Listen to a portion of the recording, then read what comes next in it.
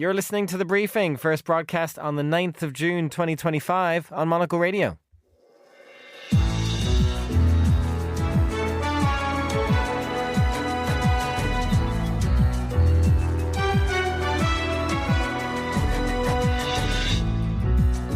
Hello and welcome to The Briefing, broadcasting live from Studio One here at Midori House in London. I'm Chris Chermak. Coming up on today's programme. We will not allow people to enter our country who wish to do us harm, and nothing will stop us from keeping America safe. Donald Trump's second-term travel ban comes into effect today. We'll get the perspective of the Middle East, which was the target of his administration's first ban back in 2016. After that, we hear from John Herbst, a former U.S. ambassador to Ukraine, about the Trump administration's relationship with Kyiv. We also head to Hong Kong, where pro-democracy activists face further charges. And then Fernando Augusto Pacheco is here to talk through the Brazilian papers. What do you have for us, Faye? Hello, Chris. Today we discuss religion in Brazil, and do we still care about Miss competitions? Thank you very much, Fernando. After that, we'll have a walk through the streets of Helsinki, which is gearing up for an annual summer spectacular. All that right here on The Briefing with me, Chris Chermak.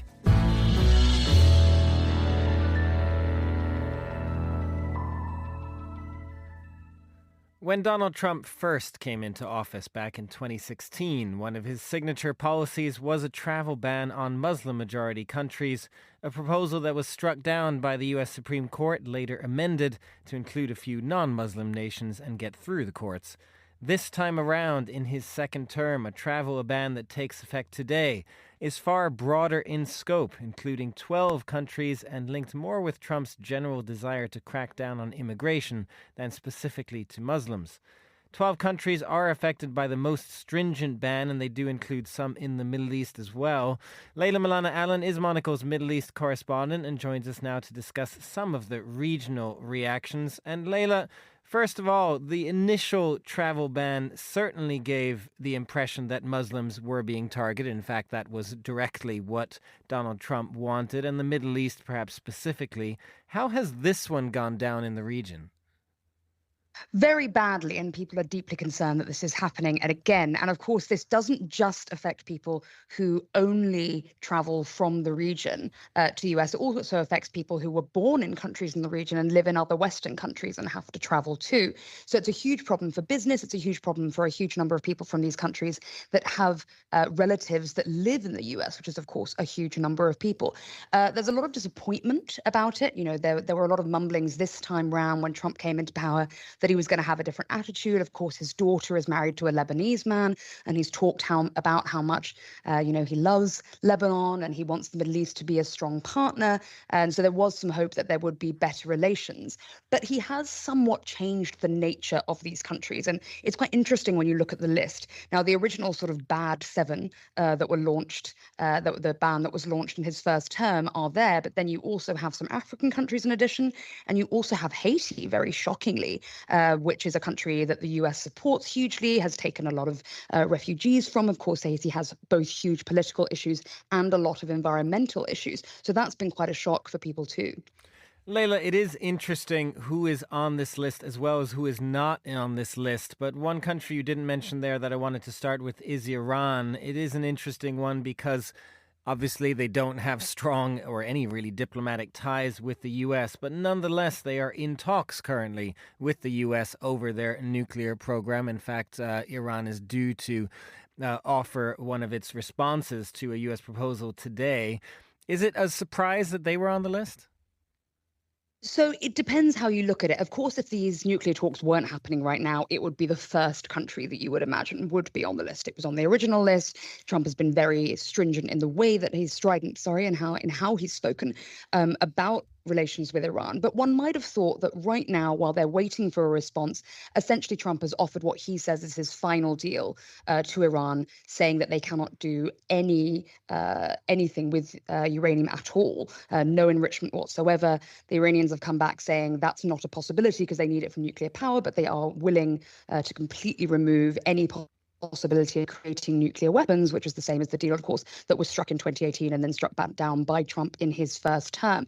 So what's clear from their inclusion in this list at such a politically sensitive time during these talks is that he is absolutely putting his foot down, and he is saying we will not give any more to Iran than we've already given, and we can still consider them an enemy of the state. And in terms of one country that is not on the list, Layla, that's also interesting is Egypt. The fact that it escaped when, if this were about security, frankly, and people doing us harm, as Donald Trump has put it and we heard at the top, then, for example, the attack in Colorado would suggest that Egypt should be on this list as well. Well, exactly. So the given reason from the Trump administration for launching this ban now was security, and specifically this attack last week in Boulder, Colorado, when a man called Mohammed Subri Soliman attacked with firebombs a group of peaceful protesters who were Jewish American. Now, he was Egyptian by way of Kuwait. He came in on a student visa and then changed that to an asylum visa. And Trump has been trying to extradite his family. But he's Egyptian. And when asked about this, Trump said, look, we have great relations with Egypt. We have a really good relationship with the government. They're not a country that we consider to be a threat. So it's quite interesting how he's not even following his own logic, saying that this is for security. It's clearly a wider political stake that he's taking here, where he's essentially saying countries that get on with us politically and trade-wise, we're not going to put on this list, and countries that we don't like, we are, of course. So very clear that essentially countries that, will make nice with the Trump administration, even if they do have a background of the things they've said on the list, are the reasons for the ban. So they've listed terrorism links, they've listed good cooperation with the country, but they've also listed how easy it is to extradite somebody from that country back to their home country if they don't want them in the US. So this is not just anti-Muslim, anti-particular countries you don't like. It does seem clear that it's also about countries that essentially have been friendly to the Trump administration. It is very much about the governments, isn't it, when you put it that way? And a few other examples just to talk about would be, again, with who is on it and who is not. Iraq and Syria, for example, have escaped being on the list. Yemen and Afghanistan are on the list. What does that say about, I guess, how conflicts have evolved in the region and how U.S. relations with these countries have evolved? So these are some of the most fascinating inclusions and non-inclusions. Yemen, not at all surprising, particularly right now when the Trump administration has sort of so heavily been attacking the Houthis in Yemen. And it does seem that although they've eased off on that bombing campaign, the only reason they have done so is because it was turning out to be so expensive to continue bombing the Houthis in Yemen. But they're very clearly a sort of declared enemy of the US. Afghanistan being on the list, devastating emotionally for so many people, of course, many, including Americans, and certainly the military feel that Afghans were absolutely abandoned by the pullout in 2021. This left many people, desperate in the country trying to get out. Now, for a long time, Afghans who supported American troops have been able to get what's called a special immigrant visa, which essentially means you helped us, you are now in danger from the Taliban because you helped us, and we will get you out. During the pullout of Afghanistan, they managed to get some of those people out. There are thousands of people still waiting with the documents proving that they worked for either the US forces or British forces or the UN, who have the right to get out, but their visas have not been processed yet.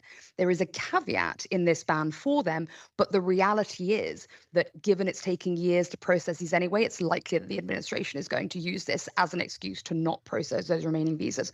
There's an estimated 12,000 people, Afghans, waiting in the US to be reunited with their family members who are either still in Afghanistan or waiting in Pakistan. So that's been a heavy blow.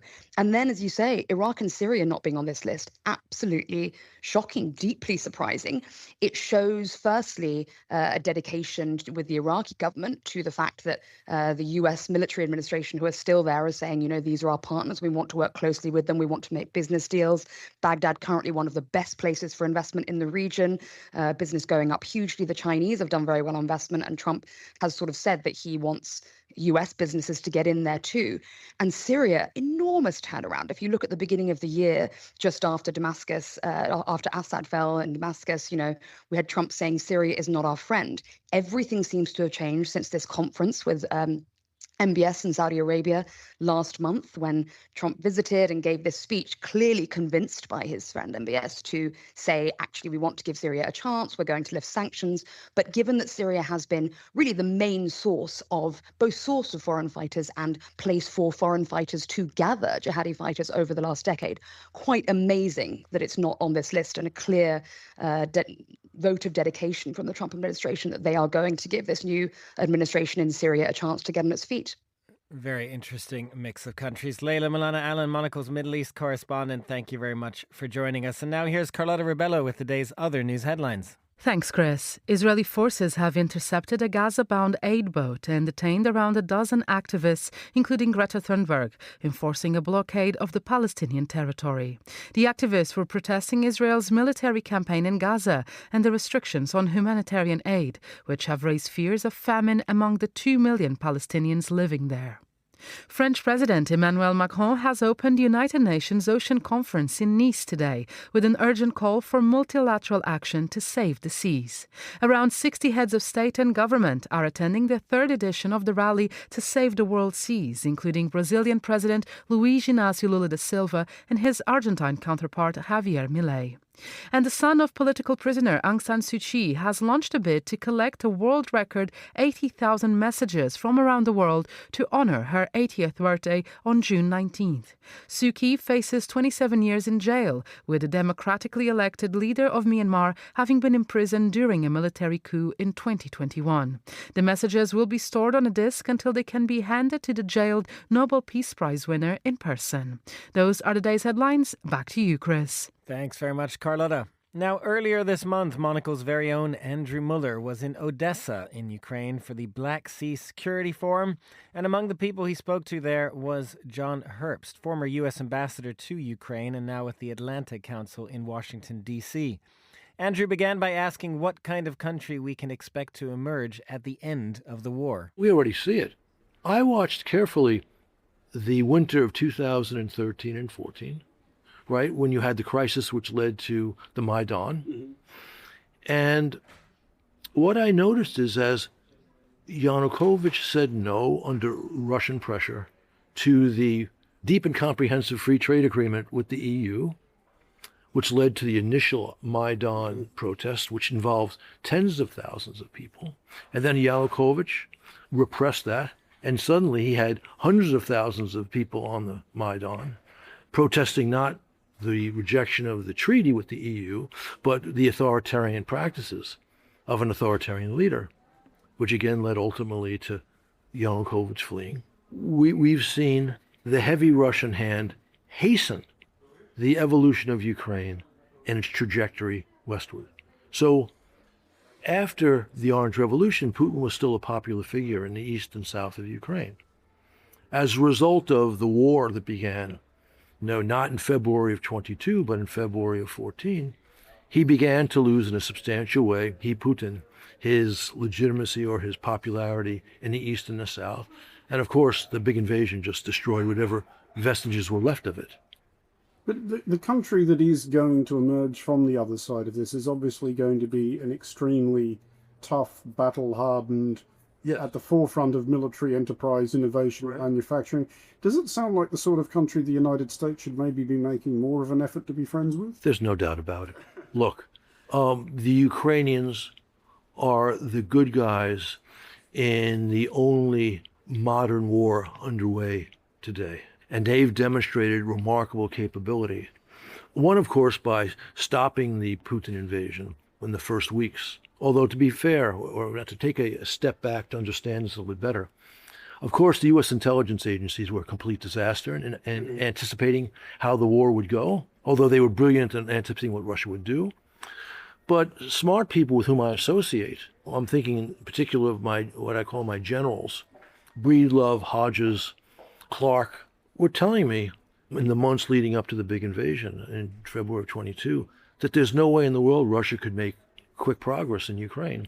The forces, while large, were not large enough, and they were stupidly arranged around Ukraine's borders, which meant any push on Kyiv had no chance to actually succeed. So smart people could see the failures of Putin's original plans in advance, could anticipate them. But Ukraine stopped them, pretty easily. I mean, except in the south, where unfortunately Russian special operations, the form and subversion enabled substantial gains on land. That was the only place they made substantial gains on land. And we know that the Ukrainian counteroffensive, which would have happened faster and with greater impact if the Biden administration had not been intimidated to not sending the proper weapons as quickly and as large a quantity as possible. But that counteroffensive was brilliant and sadly unanticipated by the U.S. government, although not by my general staff, you might say. I did want to ask finally as well about whether the United States could be doing more or has not been doing enough on the soft power front. I know one thing you were very active in as ambassador was the funding of free media in Ukraine after the Orange Revolution, and that, of course, and associated programs we've seen gutted by the current US administration. I mean, how much of a loss to Ukraine's prospects, and I guess the prospects of other countries in similar positions, is that going to be? Because this war is fought in the information space like all wars are. I'm a little bit of a renegade on the question of Russian disinformation. I mean, it's obviously a problem, and it obviously needs to be addressed. But my sense is that we're actually doing better, and by we now I mean the United States, the West, our friends, and our allies, than people think. There is one specific problem which is real, and we're not doing well enough here, which is how Russia has seeped their ideas into parts of the American right wing. But apart from that, although that's a significant exception, many of the states and the Russian periphery, right, the near abroad as the experts call it, pretty much understand what the Russians are up to. That was not necessarily true in 2014, but I think it's pretty much true today. But having said all that, what the Trump team has done with American soft power is a disaster first and foremost for the United States. Obviously, hard power is critical, but soft power is critical too. I mean, it was Napoleon who said you could do everything with bayonets except sit on them. And soft power is designed to persuade people that the American way of life, American activity on the international scene is in their interest. And I happen to believe that's true, although we make some serious mistakes. And so we are disarming ourselves in an important area. And that has consequences here in Ukraine. As you mentioned, relating to free media, relating to civil society organizations, have been very important in Ukraine's movement towards the West.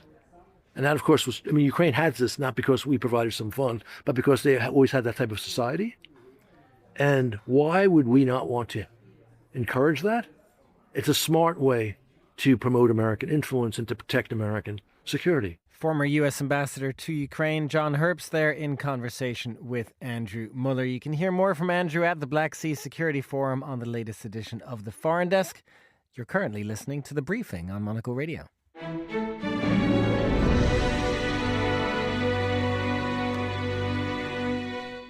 This is The Briefing, and I'm Chris Chermak. Prominent Hong Kong democracy activist Joshua Wong has already spent nearly 5 years in prison for subversion and now has been hit with new charges under the territory's national security law.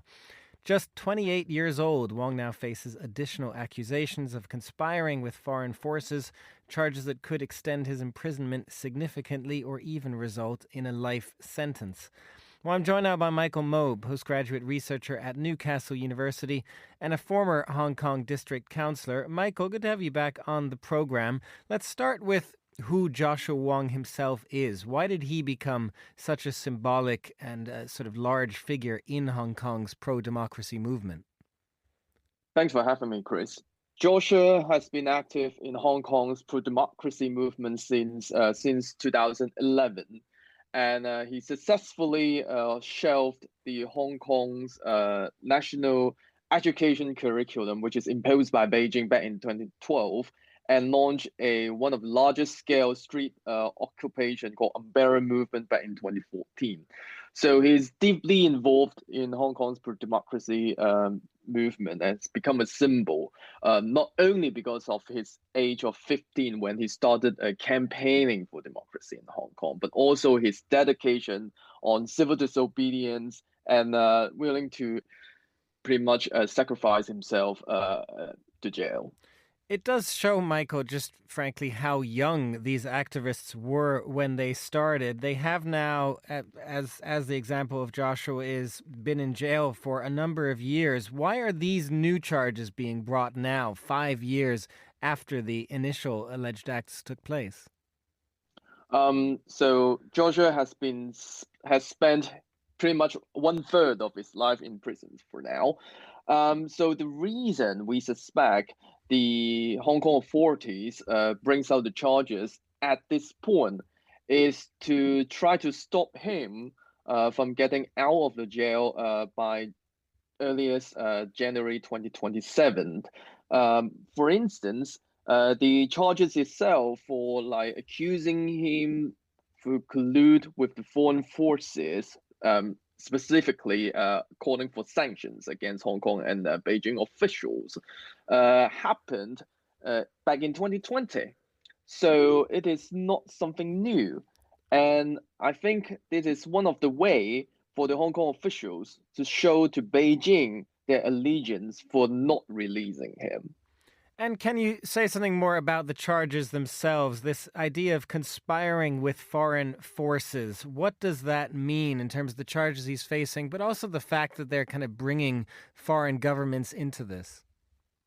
So it is pretty much a accusation by the prosecutors that an individual or democracy campaigners negotiated or advocated with foreign governments, whether they be officials, foundations, think tanks, in media, that to call for sanctions or any other ways to pretty much to bring shame to the Hong Kong and Beijing officials, or trying to stop them from visiting overseas, freezing their assets overseas as well.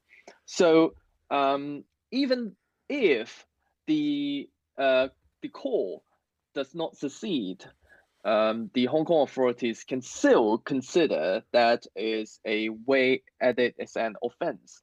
So so this is pretty much a speech crime in a way, and it is just a way to try to stop Hong Kongers or people calling for sanctions or any kind of ways that could seemingly disrupt the Hong Kong and Beijing authorities' operations. Just finally, Michael, when you talk about disrupting the operations, I mean, the fact that this is 5 years on, that this is happening at this point, we've spoken before about, frankly, the fact that the pro-democracy movement in Hong Kong at this point is not very strong. Given the national security law, Beijing has essentially succeeded in cracking down. What does this kind of new charge mean in that context? Is there any kind of pro-democracy movement that they are worried could restart again? So the sentiment in Hong Kong is pretty much silent, as expected. People are not comfortable in commenting the new charges at all, for the risk of putting themselves for any other national security related charges. So for the message itself, to charge Joshua Wong for a new offense right now is to show both ways, as I said, that it is the way that the Hong Kong officials would like to show to Beijing, especially there's a new officer at the Hong Kong and Macau Affairs Office that is in charge of the national security affairs of Hong Kong. So these Hong Kong officials have to show their allegiance to their new boss. So Joshua Wong has become one of the victims because of that. And the second thing is to further show to the world that the Hong Kong officials will not back down when they face any kind of sanctions, even though the chilling effect to average Hong Kongers has already been an extreme. Michael Mo, former Hong Kong District Councillor, thank you very much for joining us. This is The Briefing.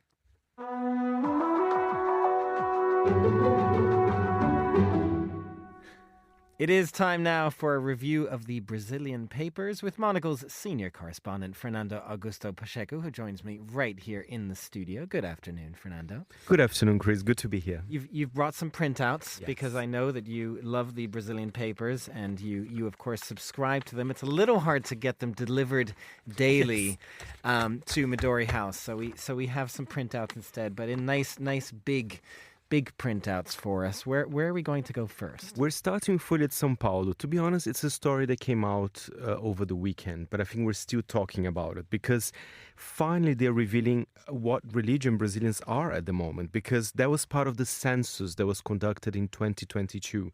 But the religion aspect of the census, for some reason, was withdrawn. So we had all the elements of census. Withheld, rather. So they just sort of had the information, but they didn't release it. Exactly. But finally, it is out, and it is big changes. I mean, the last one was 12 years ago. So the number of Catholics in Brazil dropped quite dramatically, 8.4 points compared to the previous one. So now 56.7% of all Brazilians are Catholic. So it's still the majority, still a very healthy number. But the number of evangelicals have been rising for a few decades now, but now it's 26.9%. But it's interesting, Chris, because some researchers were saying that by 2050, the majority of Brazilians will be evangelicals. But now they are questioning that as well, because the growth, it did increase, as you can see in the graph, but it's not as fast as perhaps they were expecting. So, it's very common on those researchers to have those kind of different numbers and everything. And do we know at all where that's coming from? Why are evangelicals rising specifically and Catholics falling? If you look at the map of Brazil, it's quite interesting. The state of Rio de Janeiro, evangelicals are almost the majority in there. And I do think, especially in poorer communities, that number have increased quite a lot. I think there's a bigger presence there of priests, perhaps a bit more than the Catholic Church. And there's a political shift there as well, because evangelicals, they tend to vote a little bit more to the right. As in the United States? Exactly. So I think this is becoming more and more important. So evangelicals in the past, they could vote for Lula, could vote for Bolsonaro. Now it is more likely they would vote for someone like Bolsonaro or another right-wing name. Does that as mean well. you could almost have Catholics switching to become evangelical and voting for Bolsonaro? I don't know. There's a lot of switching going on. And I have to say, the number of people of no religion have increased as well to 9.3%. The number of people with Afro-Brazilian religions as well. So some interesting elements. I love a good graph as well. You do love a good graph, but we wanted to talk about a different type of graph, I suppose. This would be a map now that we want to look at, because we're talking about tree cover, which is certainly always a topic in Brazil, given the rainforest as well. But it turns out the best trees are not in the smallest forestry cities. Not indeed. And that's perhaps the surprise of this polling. So this was actually in the state of São Paulo with its many cities. And they looked at the cities with more trees.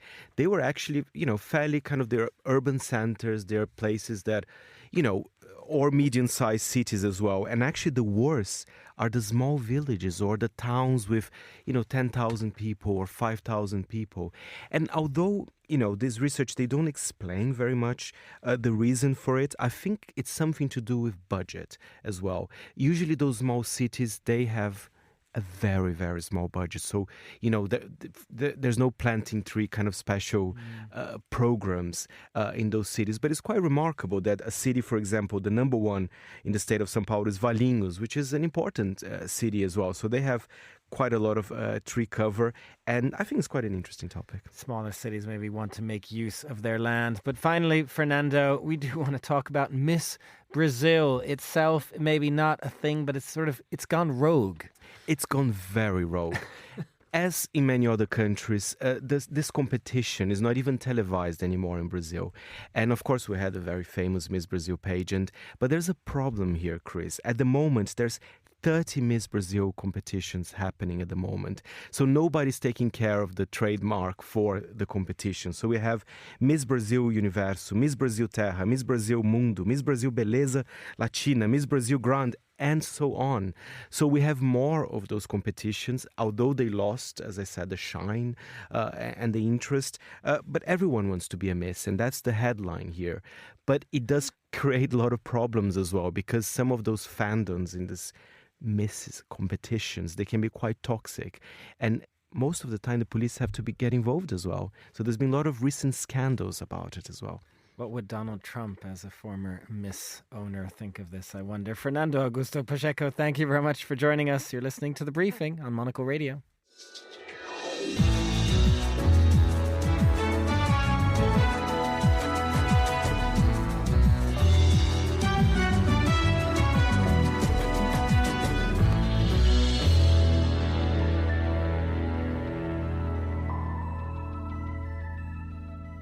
And finally on today's show, while it is not officially summer just yet, Finland's capital is already busy preparing for the moment, as it does every year, with a Summer Streets initiative that other cities would do well to copy. And joining us from that capital, Helsinki, to tell us what we're missing out on unless we visit is Petri Burtsoff, Monocle's Helsinki correspondent.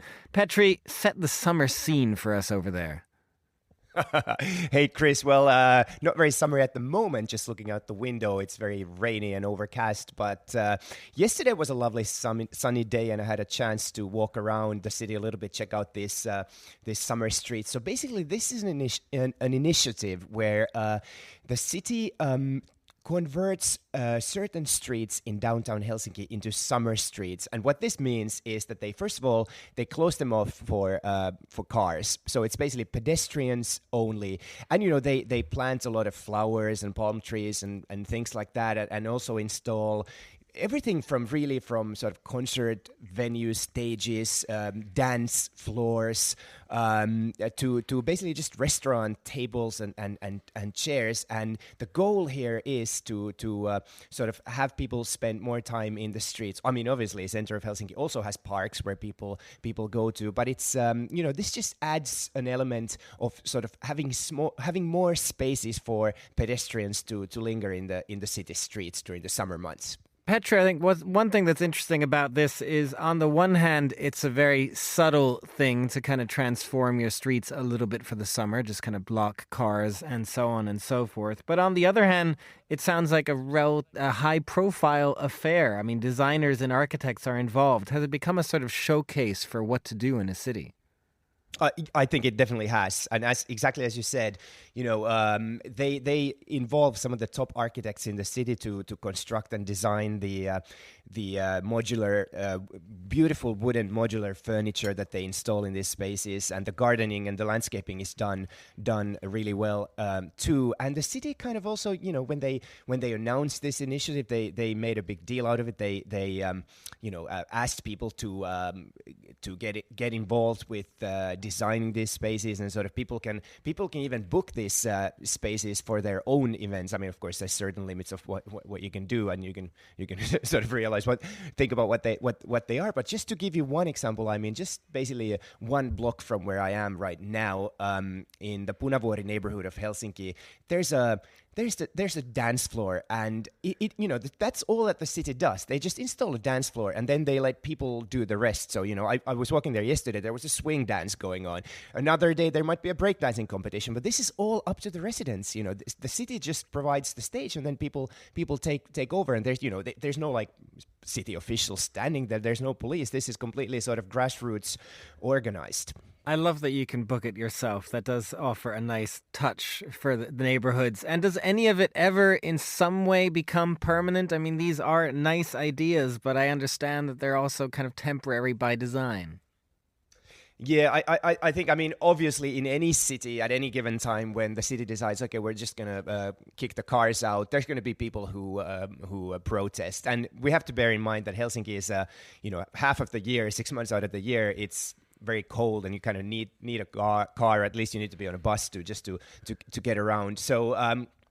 So yes, some people do complain, but in general, I would say that people are quite satisfied with it, and some of the designs actually also stay. Like, for example, there's this main thoroughfare called Esplanade in the center of Helsinki, and last summer they sort of blocked one of the 2 lanes that runs through it, and it was quite controversial. A lot of people complained, but then people sort of just forgot about it, and now I walked there again, and they had planted flowers and installed benches and sort of expanded the terraces. So I think that's one of the, I mean, it's an experiment still.